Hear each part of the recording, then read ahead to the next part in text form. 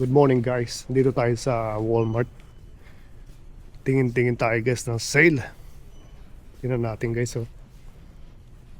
Ito grabe ito, $14 lang electric waffle maker oh. For $14.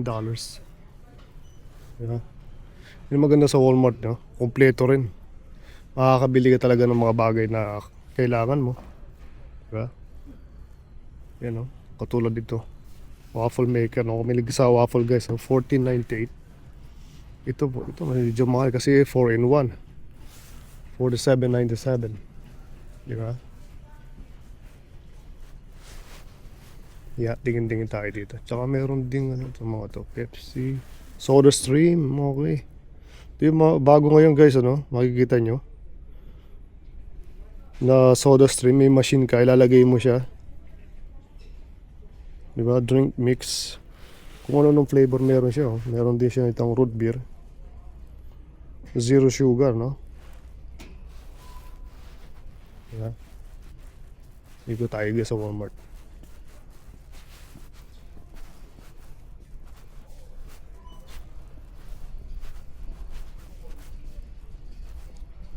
Yeah. Okay, kung mahilig naman kayo sa mga books guys, meron din. Akalain nyo may mga libro din dito, mga books na pwedeng basahin, no? Di ba? Dami, oh. Diba, yun ang maganda sa Walmart din, no? Kompleto. Nakakabili ka ng ano. Kaya marami rin pupunta dito, boy. Parang Costco rin, no, guys? Yung nga lang Costco, wholesale, no? Ito guys, so ito maganda no, pag may bahay kayo sa backyard no. Meron kayong ganito, $848. Napakaganda, may set, may table set kayo no. Ito grabe itong barbecue na to. Blackstone guys, ano? Blackstone, $597. Damn. Ang ganda ng ano. Ang ganda nito guys no. Digas siya no, $597. Wow. Ito mas maliit naman, $198. Ito guys oh, $198. Okay na rin to no, $198. You know?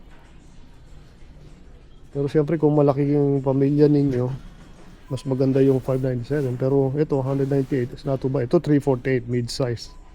Nasa gitna lang siya. No? Mas okay siguro to. $348. Ano? At kung gusto nyo naman mas maliit, pwede rin to. Magkano siya? $247? Di ba mas maganda yung 198 na yun? Ito, $247 na. Ito lang. Ito, $128.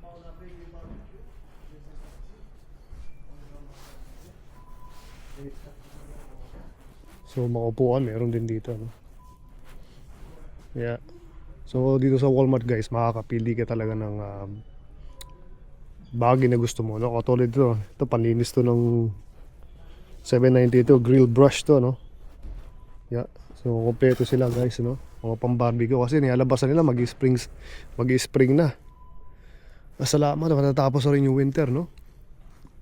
Yeah. Mabilis na lang yan kasi patapos na February. Then March. Then April okay na. Mas maganda-ganda na weather. Hindi na ganun kalamig. Although nag-i-snow pa rin pero hindi na ganun kalamig. Diba? Pa-spring na. Kaya nilalabas na nila yung mga gamit pang summer, spring summer no. Kaya ang dami na. Seasonal ang tawag dito na. Diba? Seasonal no. Yung mga gamit dito sa dulo. Sa Walmart. Dito ka makakita guys sa mga upuan. $64.98 no. No, gusto mo maganda-ganda upuan. Tsaka pwede siya i-fold. Ang maganda rito pwede i-fold. Ayan o. Is folding. Pwede mo siyang daling ko saan. No? Magpipiknik kayo. Yung mga chair na ganyan. Nadadala nyo ko saan-saan. Which is usually naman guys pag punta kayo sa mga park dito. Pero doon sa road na pupunta ka. May mga table na naman tsaka upuan talaga. No? Na nandun. Kahit di na kayo magdala ng mga upuan, you know? So, yun nga, no? Sarap ang daming puntahan dito guys pagka spring, summer, yun, yung summer, ang daming pwedeng gawin. Fishing, pagpunta kayo kung saan ito pwede. Ito napaka-importante guys dito ng off lotion, ano? Napakaraming lamok dito pag spring summer, no? Na naka-t-shirt ka na during summertime, ang daming lamok dito, lalo na yung paggabi. Oh man, papapaking ka dito. So napaka-importante dito ng off, no? Off lotion, off spray, no? Yeah. Maglalagay ka niya kasi ang daming lamok. Kung ano-ano. Yeah. Nakakatawang isipin na malapit na mag-spring, no? Punta na ng summer, guys. Pero guys, napakaiksi ng summer dito, no? Kaya ang mga tao rito talagang pag summer, talagang mas nagbabakasyon sila at talagang long driving talaga, no? Pupunta na Niagara, Toronto, Ontario, no? Ontario malaki, no? Kingston, kung saan doon, Toronto, kung saan, no? Ottawa, yan, Ontario yan. So iba nagpupunta ng Niagara, Prince Edward Islands, nagpupunta sila sa ganun guys, ano.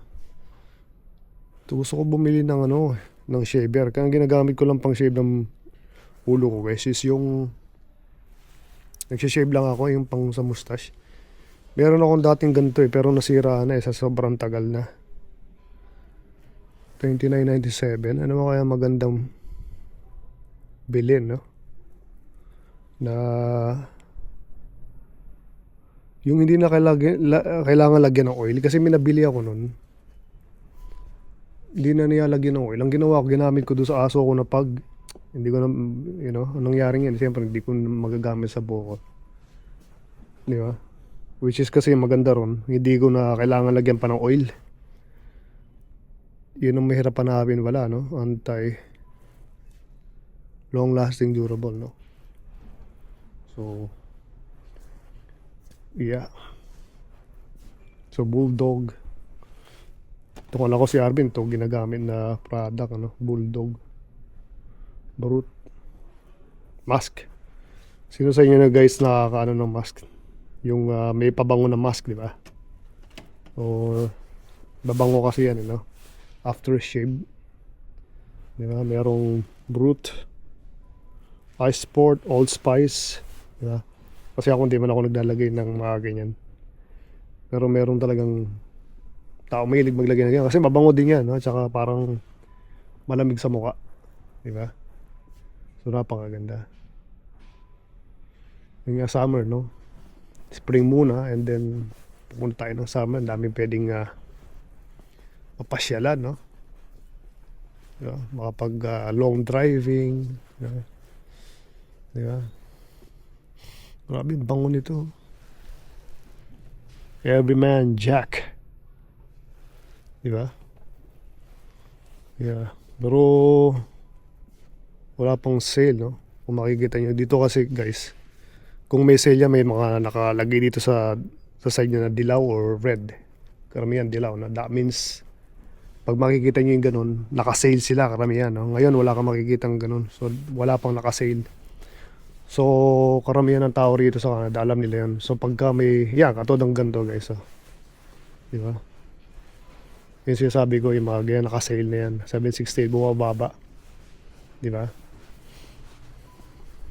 Bumababa yung presyo, no? Naka-sale pag may yellow na ganun. Yeah. Naka-sale sila. Tapos lalo na yung pagpula, di ba? Nasa tabi niya may pula, mas lalong ang pagkakaintindi ko, ganun. Yeah.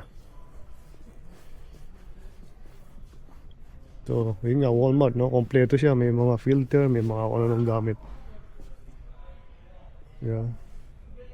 Paggamit sa bahay, flashlights. Diba? Power strip. Diba? Meron sila. May mga kompleto, no?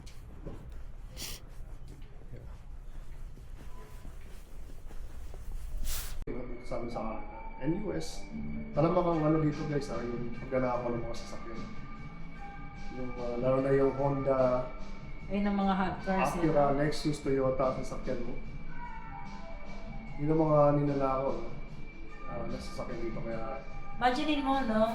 Ikaw nagtatrabaho ka, no? Para sumahod ka. Gusto mong bumili ng sasakyan na gusto mo. let's say ako, oh, gusto ko ng Honda o kaya ng Toyota.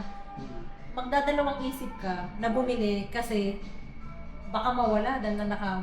Diba yung, Yeah. yung kakilala mo, diba, nag-park lang dahil aalis sila, nilagay sa may corner ng street. Oh guys, Diba? Kwento mo yun. oh my God. Oh my God. Yung, Magbabiyahe sila, diba sabi mo? May katrabaho ako no, sa nursing home.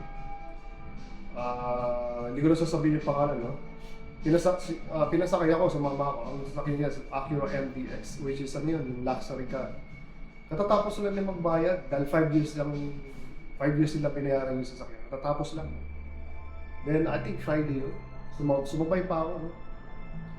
Then Monday o Tuesday next week na nagkausap kami. Sabi na that weekend, pupunta sila ng Toronto. So nakahanda na yung mga gamit, yung bata, yung mga anak nila, nakaprepare na sila. No? Kukunin na nila sa sasakyan kasi usually may driveway sila pero pinark nila sa street sa Medicare.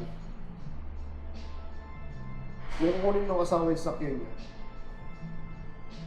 wala na doon sa street. Bumalik siya, sinabi niya doon sa asawa ng babae. Siya nag-drive nun at that night. Kung saan mo pinag, baka niisip niya na iloloko lang siya. So lumabas din siya, wala. Sabi niya doon ko lang pinag sa may kanto. You know? Ayun, nalaman na lang nila na kasi meron din tag-ata na nung alas 3 na madaling araw, nagpunta pa sa Orange Julep, guys, yung Orange Julep dito, yung sa Medicare. Filipino may-ari nun, no? Parang restaurant siya. Orange Julep na sikat siya na nagpunta pa ron, bumili ng pagkain. Tapos, after nun doon sa tag nila nakita na kung saan na pumunta guys. Ewan ko lang kung nakuha pa yung sasakyan. Kasi at the time wala na rin ako sa trabaho. So hindi ko alam kung usually kasi, di ba? Yung isang Acura pa na kapitbahay namin, yung Pilipino, siguro nakita yun sa isang vlog ko noon. Sabi ko, yayaman din si Manong Jojo. May sasakyan niya ng RDX naman, mas maliit yung sa MDX. Na sasakyan niya sa Perfume Mall, pinark niya. Doon sa pinakadulo pa, sa malayo. Ninakaw din sa sasakyan niya. Yun nga, dahil may tag din siya, naibalik, nakuha din. Pero ang ginawa, yung antena, may ginawa doon sa antena, sinira eh. So naibibenta ka tayo sa may antena niya. So, paano yun? So, pero naibalik sa kanya. Kaya ngayon, meron siyang parang yung parang bar sa ano? Yung parang bar, guys. Sa ano? Meron siyang parang bar na para hindi Lock, manakaw. ano? Yung lock. Nilagay niya nun. So, sa steering wheel. Sa steering wheel, no? So yung Honda na yun, yung Acura guys, is luxury car ng Honda yun. Honda din ang makina nun. Okay guys, nandito tayo sa no? Namimili tayo. Walang panalo yung loto natin. May free ticket ako isa. 1 free ticket. Yeah, guys, nandito tayo sa Chinese store, no? Chinese store. Yeah, Asian store, sorry. So, check tayo ng mga sale. So, challenge to, mahal din mo. Pakinggan mo, lakas, di ba? Tingnan natin mamaya. So, nandito tayo. Asian store.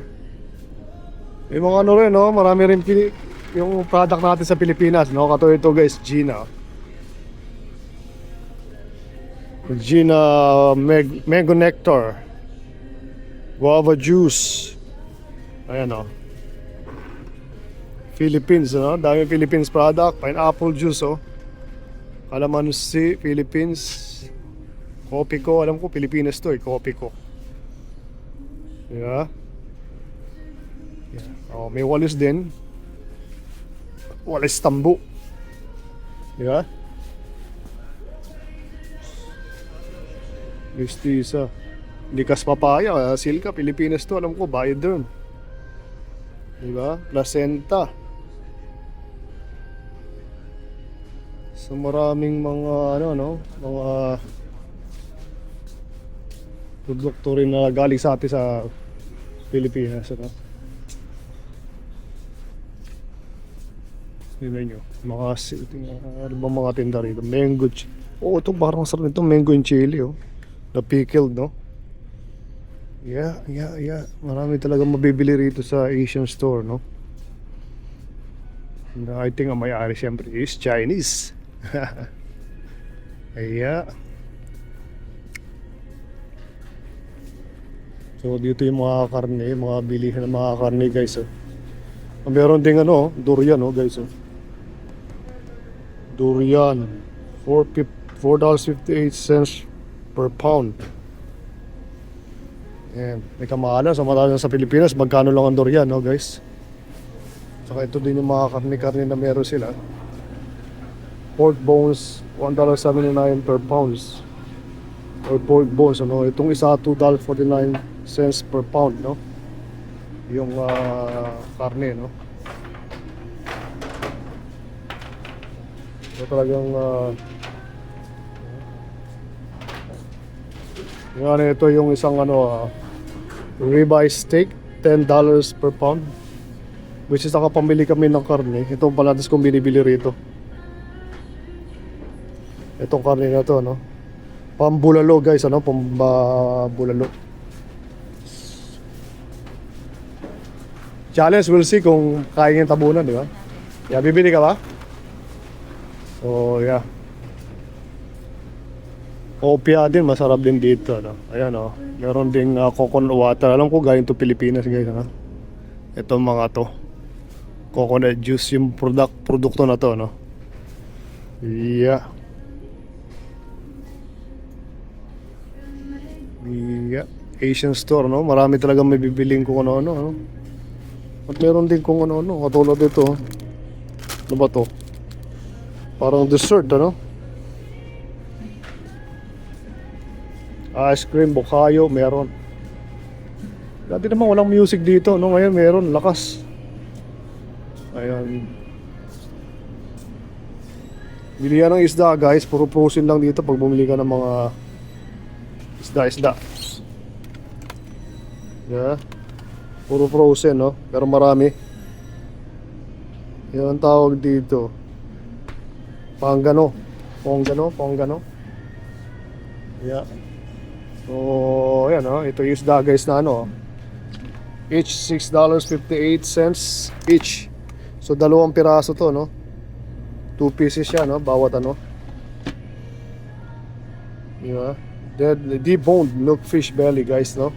Which is masarap talaga yan, no? Parang ito, Sarangani Bay, no? Smoked deboned milk fish. At least natutulungan tayo ng ano, mga produkto ng Pilipinas andito sa Asian store, no? Na nakakatuwa, no? Tutulungan tayong mga Asian, no?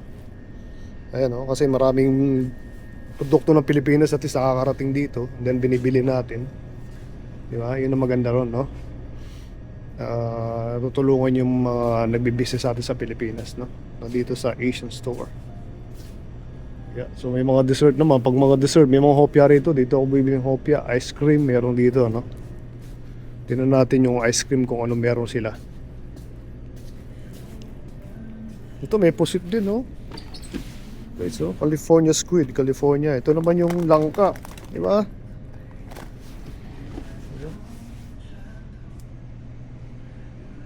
Yeah, tingnan natin yung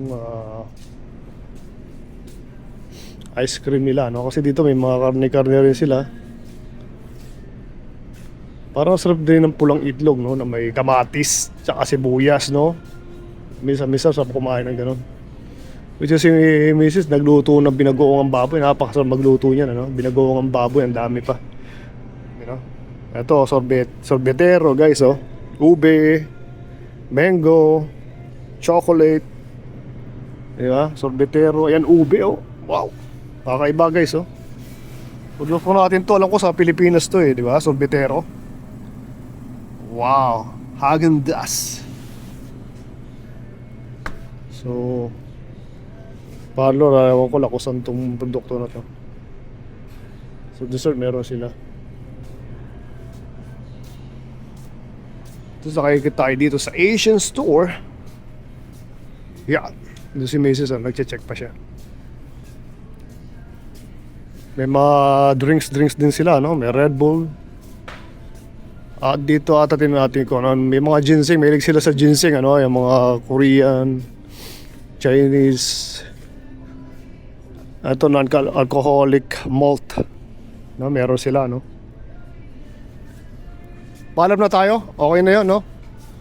For the day, next time ulit. We'll see you guys. Bye.